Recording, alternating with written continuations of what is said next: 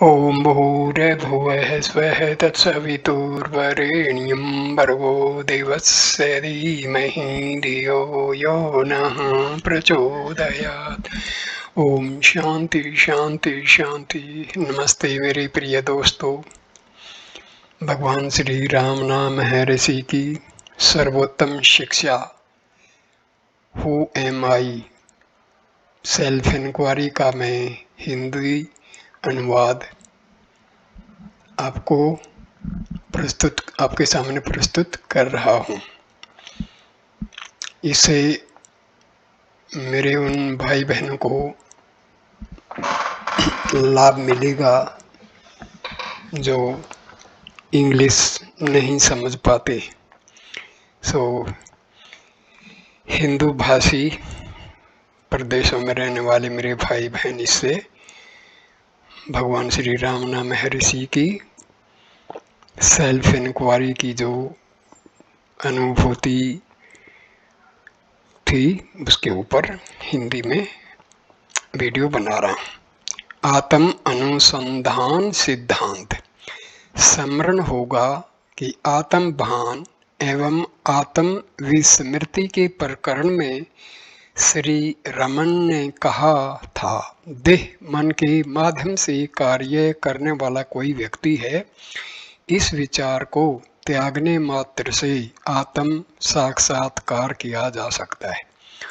उनके भक्तों में से कुछ परिपक्व साधक तुरंत इसे सरलता से सिद्ध करने में समर्थ थे, किंतु दूसरों के लिए जीवन भर की दृढ़ वैचारिक आदतों को किसी विशेष प्रकार की आध्यात्मिक साधना के बिना त्याग कर इसे सिद्ध करना असंभव था।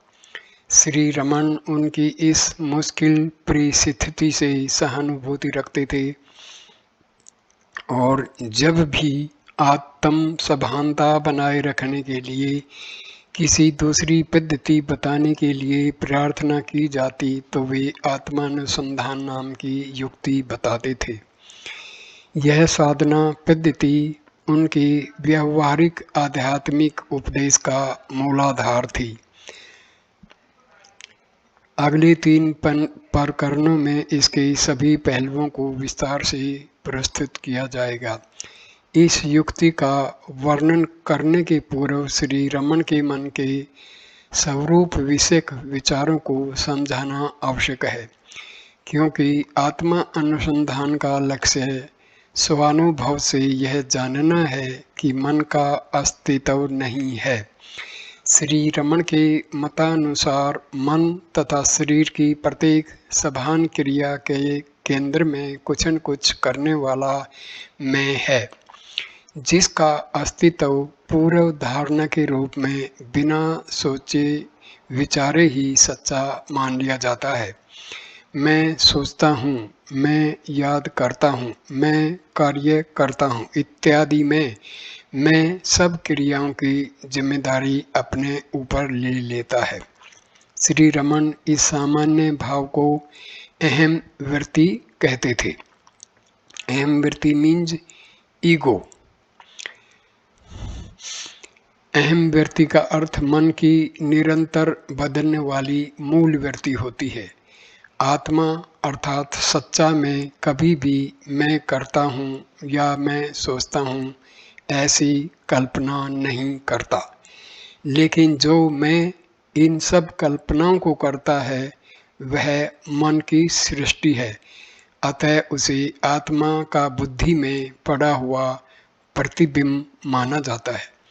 अहम वृत्ति का यह वर्णन कुछ जटिल सा है, इसलिए मैंने सामान्यतया संक्षेप के लिए अहम विचार शब्द का प्रयोग किया है। आई थॉट,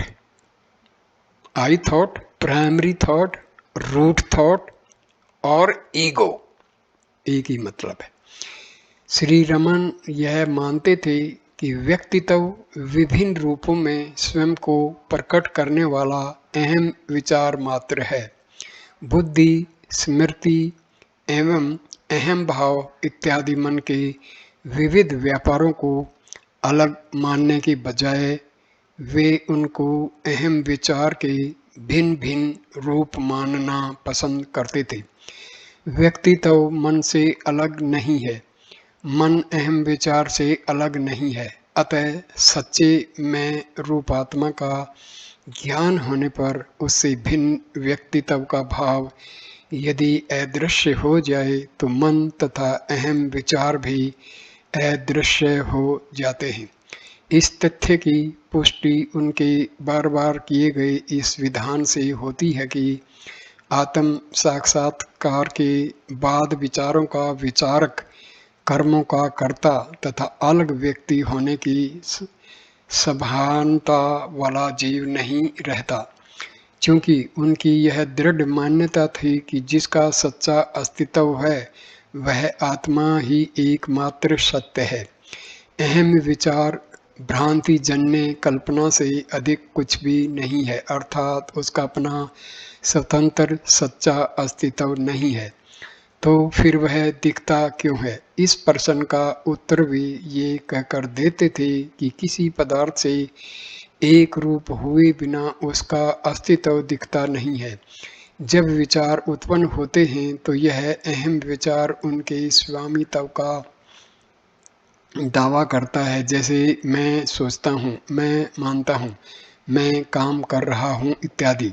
लेकिन जिन स्थूल सूक्ष्म पदार्थों से वह एक रूप होता है उनसे भिन्न किसी अलग अहम विचार का अस्तित्व नहीं होता। वह सतत रहने वाला तत्व है। ऐसा इसलिए लगता है कि उसका वस्तुओं से तादात्म्य का प्रवाह निरंतर जारी रहता है।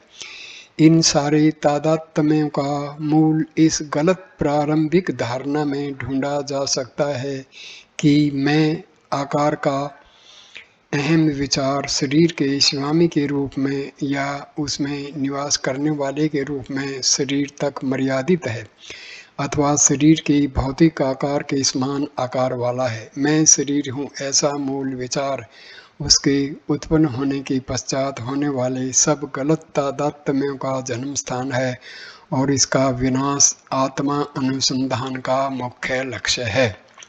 श्री रमन हमेशा कहते कि यह आत्मा को मर्यादित करने वाली तादात्म्यों की पुरानी आदत को, दृष्टा मैं को वह जिन वस्तुओं के विचारों से स्वयं को एक रूप मानता है उनसे अलग करने के प्रयत्न के द्वारा रोकी या बदली जा सकती है, क्योंकि इस व्यक्तिक अहम विचार का अस्तित्व किसी पदार्थ के आश्रय के बिना टिक नहीं सकता। यदि साधक दृष्टा रूप में मैं अथवा मैं हूँ के अनुभव पर इतनी तीव्र एकाग्रता से ध्यान केंद्रित करे कि मैं यह या वह हूँ ऐसे विचार उत्पन्न ही न हों, तो व्यक्तिक में पदार्थों के साथ तादात्म्य नहीं कर सकेगा। इस मूलभूत अहम के प्रति निरंतर ध्यान जारी रखा जाए तो व्यक्तिक में अदृश्य हो जाएगा और उसके स्थान में आत्मा का सीधा अनुभव होने लगेगा। इस मैं या मैं हूँ के प्रति सतत आंतरिक सभानता बनाए रखने के प्रयत्न को श्री रमन आत्मा अनुसंधान कहते थे और अहम विचार की असत्यता प्रकट कर देने वाले सबसे अधिक प्रभावी उपाय के रूप में इसकी सिफारिश करते थे। आत्मा अनुसंधान सिद्धांत श्री रमन के शब्दों में यह अहम विचार आत्मा अर्थात हृदय से प्रकट होता है और जब उसकी वस्तुओं के विचारों के साथ तादात्म्य स्थापित करने की पुरानी आदत छूट जाती है तो आत्मा में विलीन हो जाता है। तादात्म्य का मतलब होता है आइडेंटिफिकेशन। इस कारण वे हमेशा अपने उपदेश को अहम विचार के उदय तथा अस्त की प्रक्रिया के साथ जोड़ते थे।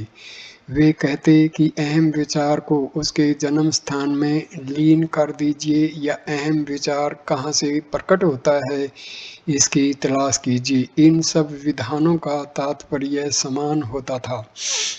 भाषा किसी प्रकार की हो, वे अपने भक्तों के अहम विचार की सभानता तब तक बनाए रखने की सलाह देते थे जब तक वह जहाँ से प्रकट हुआ था उसी अपने जन्म स्थान में लुप्त न हो जाए। वे अक्सर कहा करते थे कि मैं का निरंतर विचार करने से अथवा बार-बार अहम का मानसिक उच्चारण करने से भी सही दिशा में गति प्रगति हो सकती है, लेकिन यह ध्यान रखना जरूरी है कि अभ्यास की यह प्रारंभिक भूमिका है। मैं का उच्चारण विचारक एवं विषय विचार के द्वैत की सीमा में होता है तथा इस प्रकार के द्वैत के रहते अहम विचार बढ़ता रहेगा। आखिर वह तभी नष्ट होगा जब स्थूल भौतिक पदार्थों का और सूक्ष्म मानसिक विचारों का दिखना समाप्त होगा। यह परिणाम अहम के विषय में सभानता रखने मात्र से प्राप्त नहीं होता, अहम रूप हो जाने पर ही प्राप्त होता है। किसी भी पदार्थ के विषय में सभान रहने की बजाय केवल दृष्टा का अनुभव करने की भूमिका आत्मा अनुसंधान की पराकाष्ठा है, जिसकी विस्तृत चर्चा अगले प्रकरण में की जाएगी।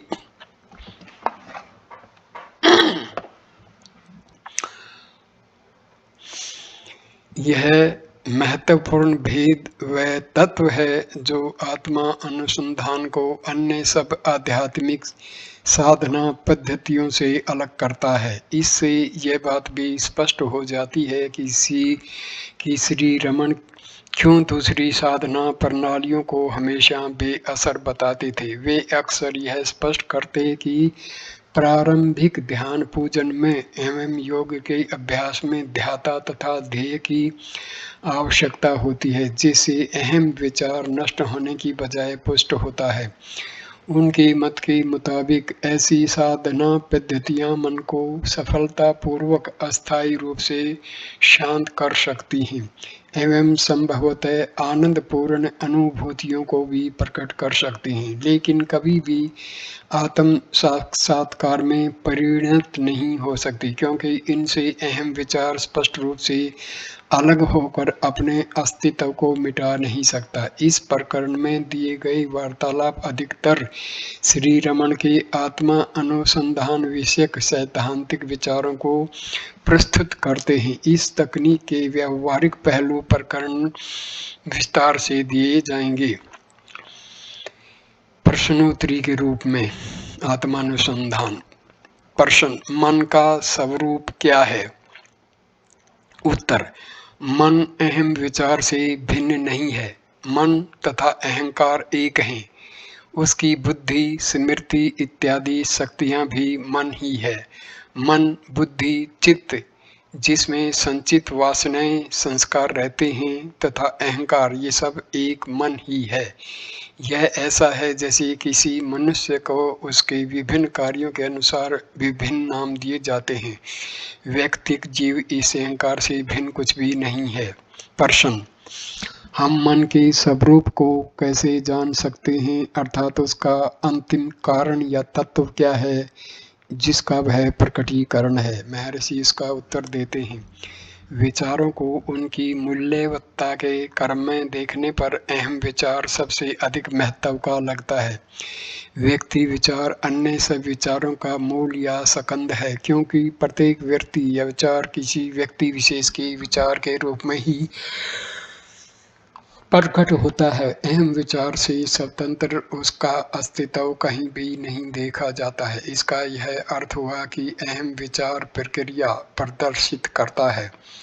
प्रथम पुरुष मैं को ही तुम, वह इत्यादि द्वितीय तृतीय पुरुष दिखते हैं तो ऐसा लगता है कि तीनों पुरुषों के साथ साथ उदय अस्त होता है। इसलिए इस मैं या व्यक्तित्व के अंतिम कारण का अन्वेषण करना चाहिए।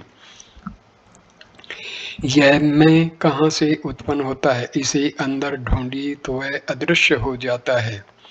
यह ज्ञान मार्ग है। जब मन अपने स्वरूप का निरंतर अन्वेषण करता है तो अंत में यह ज्ञात होता है कि मन जैसी कोई वस्तु नहीं है। यह सबके लिए सीधा सरल मार्ग है। मन विचार समूह मात्र है। सब विचारों का मूल अहम विचार है। इस प्रकार केवल अहम विचार ही मन है। अहम विचार का जन्म व्यक्ति का जन्म है और उसकी मृत्यु व्यक्ति की मृत्यु है। अहम विचार के उत्पन्न होने पर शरीर के साथ गलत तादात्म्य होता है। अहम विचार का त्याग कीजिए। जब तक मैं जीवित है तब तक शोक रहेगा। जब मैं का अस्तित्व लुप्त होता है तो शोक नहीं रहता। ये मैं इधर ईगो, दिस इज अहम व्यक्ति, ईगो पर्सन। हाँ, लेकिन जब मैं अहम विचार सूत्र को पकड़े रहना चाहता हूँ तो अन्य विचार उत्पन्न होते हैं और मुझे परेशान करते हैं। महर्षि उत्तर देते हैं, देखिए कि ये विचार किसके हैं, तो वे अदृश्य हो जाएंगे। अहम विचार उनका मूल है, आई थॉट। उसे पकड़े रहिए तो वे लुप्त हो जाएंगे। पर्सन, अहंकार द्वारा शुरू की गई गवेषणा, गवेषणा मीन्स सर्च और इंक्वायरी, उसी की असत्यता कैसे प्रकट कर सकती है। महर्षि का उत्तर, अहम विचार जहाँ से उत्पन्न होता है उस मूल स्रोत में जब आप डुबकी लगाते हैं तो आप अहंकार के दिखावे के अस्तित्व से पर हो जाते हैं। पर्सन, लेकिन क्या अहम व्यक्ति उन तीन रूपों में से एक नहीं है जिनमें अहंकार स्वयं को प्रकट करता है। योग, वासिष्ठ तथा अन्य प्राचीन ग्रंथ अहंकार को तीन रूपों वाला बताते हैं। महर्षि का उत्तर, सही है। अहंकार को स्थूल, सूक्ष्म एवं कारण, इन तीन शरीर वाला बताया जाता है, लेकिन यह केवल विश्लेषणात्मक निरूपण के लिए है। यदि अन्वेषण की पद्धति को अहंकार के रूपों पर आश्रित बनाना पड़े तो किसी भी प्रकार की गवेषणा असंभव हो जाएगी, क्योंकि अहंकार असंख्य रूपों को धारण कर सकता है। इसलिए आत्मा अनुसंधान के लिए आपको अहंकार का एक ही अहम व्यक्ति वाला रूप है ऐसा मानकर चलना पड़ेगा। पर्सन, लेकिन ज्ञान प्राप्ति के लिए यह शायद अपर्याप्त सिद्ध हो सकता है। उत्तर, अहम व्यक्ति के सूत्र को पकड़कर आत्मा का अनुसंधान करना ऐसा है जैसे कुत्ता सूंघकर अपने मालिक को पता लगा लेता है। मालिक चाहे अनजाने दूर के स्थान में हो, लेकिन यह कुत्ते के मार्ग में विघ्न नहीं बनता। उस प्राणी के लिए अपने मालिक की गंध ही पर्याप्त संकेत है। उसके वेश की, आकार की, ऊंचाई इत्यादि की जानकारी जरा भी आवश्यक नहीं है। कुत्ता उसे ढूंढते समय उसकी गंध को एकाग्रता से सूत्र की तरह पकड़े रहता है और अंत में उसे पाने में सफल होता है। पर्सन, मन की दूसरी वृत्तियों को छोड़कर इस अहम वृत्ति के मूल की तलाश को ही आत्म साक्षात्कार का सीधा मार्ग क्यों माना जाए, यह पर्सन फिर भी अनुत्तर रहता है। उत्तर, यद्यपि मैं या मैं हूँ का भाव दुनिया के व्यवहार में अहम वृत्ति माना जाता है, लेकिन वस्तुतः यह मन की अन्य वृत्तियों की तरह साधारण वृत्ति मात्र नहीं है, क्योंकि परस्पर असंबद्ध अन्य सब वृत्तियों से भिन्न यह अहम वृत्ति मन की दूसरी सब वृत्तियों से तात्विक रूप से संबद्ध है। अहम वृत्ति के बिना अन्य कोई भी वृत्ति टिक नहीं सकती, लेकिन स्वयं अहम वृत्ति मन की अन्य वृत्तियों के बिना भी स्वतंत्र रूप से रह सकती है। इस कारण अहम वृत्ति अन्य सब वृत्तियों से मूलभूत रूप से भिन्न है। इससे यह स्पष्ट है कि अहम व्यक्ति के मूल की तलाश अहंकार के किसी भी एक रूप के आधार को तलाश नहीं है, बल्कि उस मूल स्रोत की तलाश है जहाँ से मैं का भाव प्रकट होता है। दूसरे शब्दों में अहम व्यक्ति रूप अहंकार के मूल की तलाश एवं उसकी प्राप्ति आवश्यक रूप से अहंकार तथा उसके प्रत्येक संभावित रूप से पर होने का मार्ग है। पर्सन, यह स्वीकार करने पर भी कि स्वतः अहम व्यक्ति में अहंकार के सभी रूपों का समावेश होता है, आत्म साक्षात्कार के लिए केवल उसी व्यक्ति का आश्रय क्यों लिया जाना चाहिए। महर्षि इसका उत्तर देते हैं, क्योंकि केवल वही आपके अनुभव का अपरिहार्य सूत्र है और उसके मूल की तलाश करना ही एकमात्र व्यवहार्य मार्ग है जिसका आत्म साक्षात्कार के लिए आप आश्रय ले सकते हैं। कहा जाता है कि अहंकार का एक रूप कारण शरीर है, गाढ़ निद्रा की अवस्था है, लेकिन आप उसे अपनी तलाश का अक्षेत्र कैसे बना सकते हैं? जब अहंकार उस रूप का आश्रय लेता है तो आप गहरी नींद के अंधकार में डूबे रहते हैं। भक्त का प्रश्न, लेकिन क्या अहंकार अपने सूक्ष्म एवं कारण शरीर वाले रूपों में अमूर्त और अत्यंत अग्राह्य नहीं होता, जिसे उसकी जागृत अवस्था में ही की गई तलाश उसे पकड़ पाना असंभव है? महर्षि का उत्तर, नहीं। अहम व्यक्ति के मूल का अन्वेषण अहंकार के पूरे अस्तित्व को स्पर्श करता है। इस कारण अहंकार के रूपों की सूक्ष्मता तथा अग्राह्यता विशेष महत्व नहीं रखती। प्रश्न, जबकि एकमात्र लक्ष्य आत्मा की पूर्णता का अथवा शुद्ध सत्ता का अनुभव प्राप्त करना है जो किसी भी तरह अहंकार के आश्रित नहीं है, तब अहम व्यक्ति अहंकार विषयक अन्वेषण उपयोगी कैसे हो सकता है? उत्तर, कार्यकारी रूप में अहंकार का केवल एक लक्षण है। अहंकार शुद्ध चैतन्य रूप आत्मा तथा अचेतन शरीर के बीच गांठ रूप है। इस कारण उसे चित्त जड़ ग्रंथि कहा जाता है। अहम व्यक्ति के मूल के अन्वेषण के दौरान आप अहंकार के तात्विक चिद्रूप पहलू का आश्रय लेते हैं। इस कारण आपका अन्वेषण आपको अवश्य आत्मा के शुद्ध चैतन्य के अनुभव की ओर ले जाता है। आपको अपने आप में शुद्ध अहम का तथा अहम विचार का भेद अवश्य करना चाहिए। अहम विचार वस्तुतः विचार मात्र है, इसलिए वह दृष्टा और दृश्य को देखता है, सोता है, जागता है, खाता है, सोचता है, मरता है और फिर जन्म लेता है। लेकिन शुद्ध अहम शुद्ध सत्ता या अस्तित्व है जो अज्ञान तथा विचार रूप भ्रम से मुक्त है। शुद्ध अहम मीन्स आत्मा। यदि आप निर्विचार होकर केवल सत्ता रूप अहम बनकर रहें तो अहम विचार अदृश्य हो जाएगा। हियर अहम विचार मीन्स ईगो अदृश्य हो जाएगा और भ्रम हमेशा के लिए मिट जाएगा। चलचित्र गृह में आप बहुत मंद प्रकाश में अथवा अंधकार में चित्र देख सकते हैं। पूरे प्रकाश में चित्र लुप्त हो जाते हैं। इसी तरह परम आत्मा के पूर्ण प्रकाश में सारे पदार्थ अदृश्य हो जाते हैं। प्रश्न, वह निरपेक्ष पर अवस्था है? महर्षि का उत्तर, नहीं। किससे पर और किससे द्वारा? केवल आपकी ही सत्ता है। प्रश्न, कहा जाता है कि आत्मा मन से परे है, फिर भी उसका अनुभव मन से ही होता है। मन उसका चिंतन नहीं कर सकता।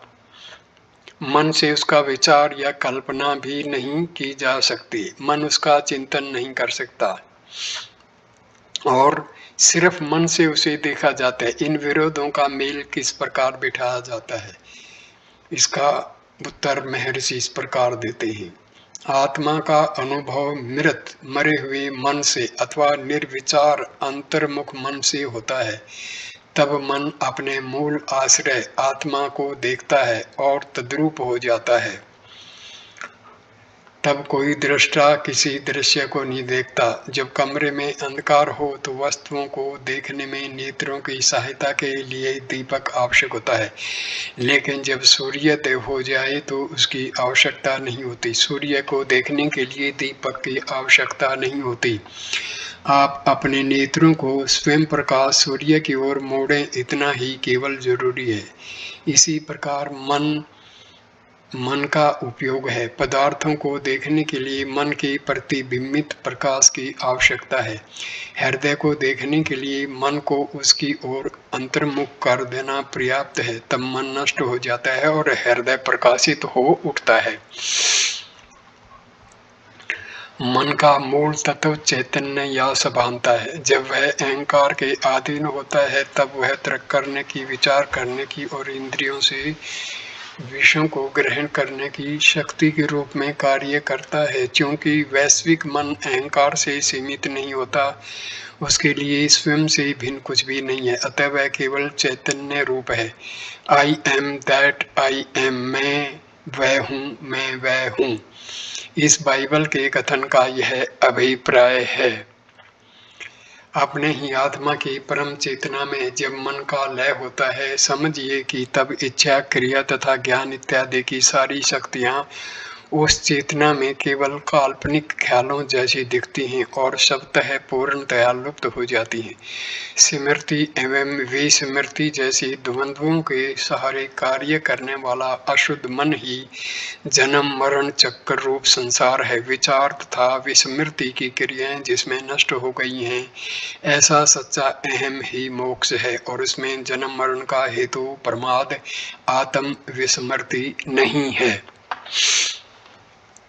प्रश्न, अहंकार का नाश कैसे किया जाए? महर्षि इसका उत्तर देते हैं, पहले अहंकार को पकड़कर दिखाइए, फिर पूछिए कि इसका नाश कैसे किया जाए। यह प्रश्न कौन पूछता है? अहंकार। क्या अहंकार कभी भी स्वयं अपनी मृत्यु को सम्मति दे सकता है? ऐसे प्रश्न पूछते रहना अहंकार को सुरक्षित रखने का मार्ग है, उसे नष्ट करने का नहीं। यदि आप अहंकार की प्रामाणिक तलाश करें तो आपको ज्ञात होगा कि उसका अस्तित्व नहीं है, यही उसके विनाश का मार्ग है। प्रश्न, आत्मा अनुभव किस प्रकार संभव बनाया जाता है? उत्तर, अग्नि से चिंगारी की तरह आत्मा से एक स्फुलिंग निकलता है जिसे अहंकार कहते हैं। अज्ञानी में यह उत्पन्न होते ही स्वयं को किसी पदार्थ के साथ तद्रूप बना देता है। वस्तुओं से तादात्म्य किए बिना उनसे असंबद्ध रखकर वह टिक नहीं सकता। यह संबंध अज्ञान है जिसका नाश हमारे प्रयत्नों का लक्ष्य है। यदि उसकी स्वयं के विषयीकरण की यह आदत तोड़ दी जाए तो वह शुद्ध बना रहता है तथा अपने मूल रूप में लुप्त हो जाता है। देह के साथ उसका गलत तादात्म्य देह आत्म भाव है। अच्छे परिणामों के पूर्व यह अवश्य जाना चाहिए। दो अवस्थाओं तथा दो विचारों के बीच में इस अहम का उसकी शुद्ध स्थिति में अनुभव किया जा सकता है। अहंकार उस जोंक तरण जलुका की तरह जो अपना पहला आश्रय तभी छोड़ती है जब वह अगले कदम का आश्रय पा लेती है। जब वह पदार्थों के एवं विचारों के संपर्क से मुक्त होता है तब अहंकार का सच्चा रूप तरण जलू का जोंक जिसको बोलती है, खून चूसती है। यह प्रेत पिशाच जैसा अरूप अहंकार रूप का आश्रय लेकर के ही अस्तित्व में आता है। रूपों से पोषण प्राप्त करके पुष्ट होता है तथा दूसरे रूप का ग्रहण करके ही पूर्व के रूप को छोड़ता है, लेकिन अन्वेषण करने पर अदृश्य हो जाता है। यदि मैं देहूं ऐसे रूप वाला प्रथम पुरुष अहंकार का अस्तित्व होता है, तभी तो वह इत्यादि द्वितीय तृतीय पुरुष भी होते हैं। प्रथम पुरुष के सत्य का अन्वेषण करके यदि उसे नष्ट किया जाए तो द्वितीय तृतीय पुरुष भी नहीं रहते और जैसी आत्मा की शुद्ध अवस्था होती है वैसे ही मनुष्य अपने सच्चे स्वरूप में प्रकाशित होता है। मैं रक्त मांस में शरीर हूँ, यह विचार ही वह एक सूत्र है जिसमें दूसरी विविध विचार पिरोए गए हैं। इसलिए यदि यह मैं कहाँ है इस प्रकार तलाश करते हुए भीतर की ओर मुड़कर देखें तो अहम विचार के साथ सब विचार समाप्त हो जाएंगे और तब आत्मा अपने आप प्रकाशित होगा। प्रश्न, मैंने जब श्री भगवान की रचनाएं पढ़ी तो मुझे मालूम हुआ कि अपना अन्वेषण आत्मा अनुभव की एकमात्र पद्धति है। उत्तर, हाँ, उसे विचार कहा जाता है। प्रश्न, उसे किस तरह किया जाता है? महर्षि का उत्तर, प्रश्न करने वाले को अवश्य अपने आत्मा का स्वीकार करना पड़ता है। मैं हूँ, यह आत्मा अनुभव है। वर्तमान मैं के भाव को अन्वेषण के सूत्र रूप में पकड़कर शुद्ध आत्मा अनुभव तक तलाश जारी रखना विचार है। विचार एवं आत्मा अनुभव एक है। प्रश्न, यह स्पष्ट नहीं है मुझे किस पर ध्यान करना चाहिए।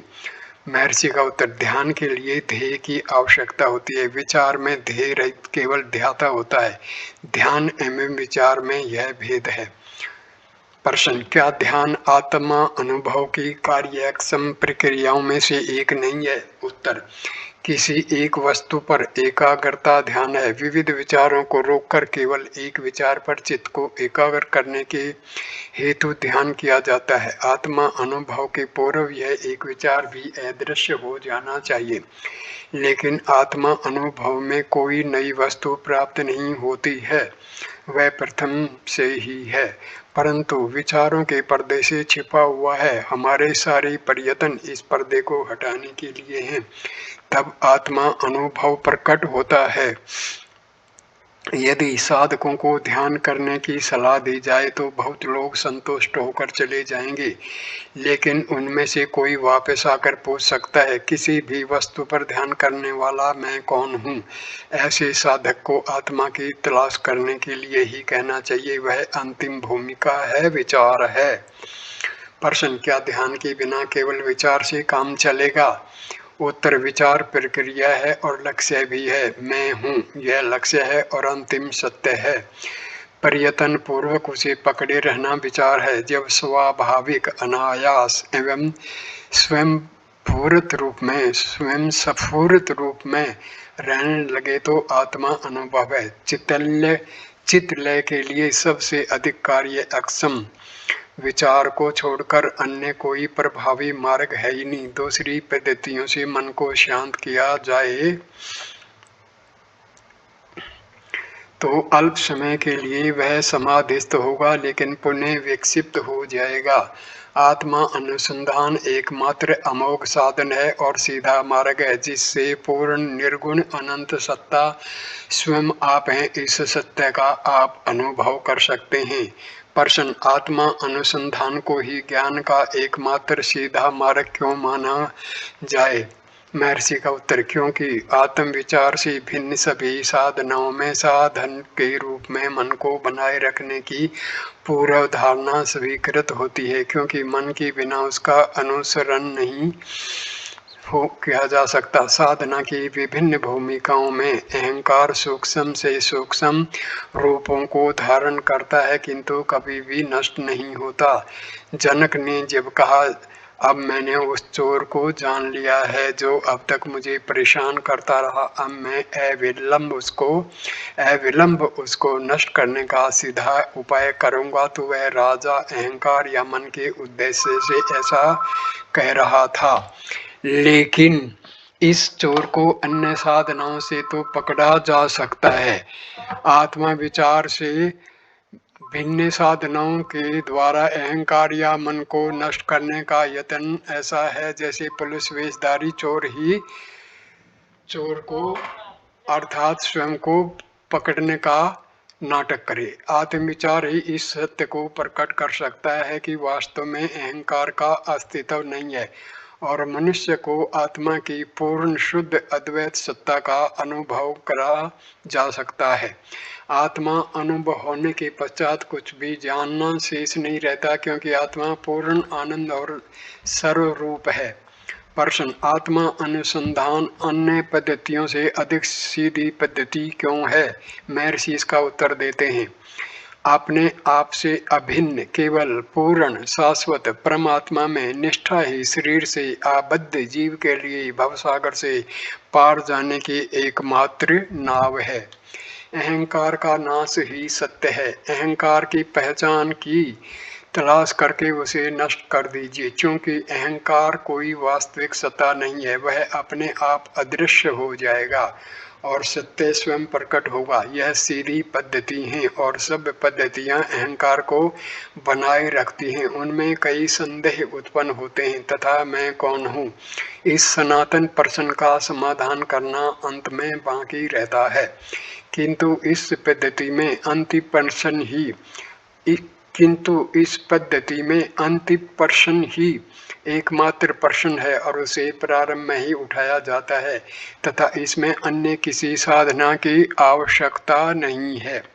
इससे बड़ा कोई रहस्य नहीं कि स्वयं सत्य होकर हम सत्य की तलाश में हैं।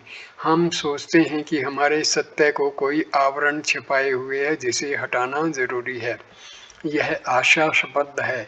एक दिन आएगा जब आप अपने प्रयत्नों पर हंसेंगे। जो हंसने का दिन होगा वह अभी और यही है। इस वीडियो को मैं यहीं विराम देता हूँ। वीडियो देखने के लिए धन्यवाद। कृपा करके इसको लाइक करें, कमेंट करें, शेयर करें और चैनल को सब्सक्राइब करें। धन्यवाद, नमस्कार। इसका मैं इंग्लिश का भी वर्जन आपको दूंगा।